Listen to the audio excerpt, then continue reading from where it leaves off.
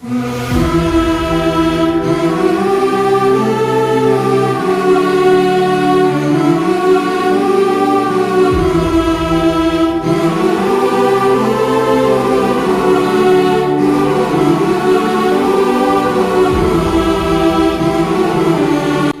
الله الرحمن الرحیم. سلامونه او احترامات قدرمنو کتونکو.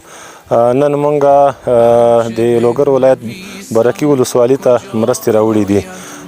تقریبا 14 کورنیو ته دغه مرستې راوړي دي چې اکثریت پکې د یتیمان او بېوزله دي.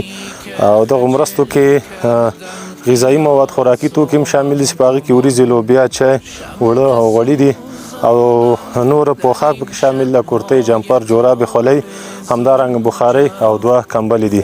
نو انشاءالله د هېواد هر کونج کې د بېوزلو او یتیمانو سره به موږ د مرستو لړۍ همدغسې جاري.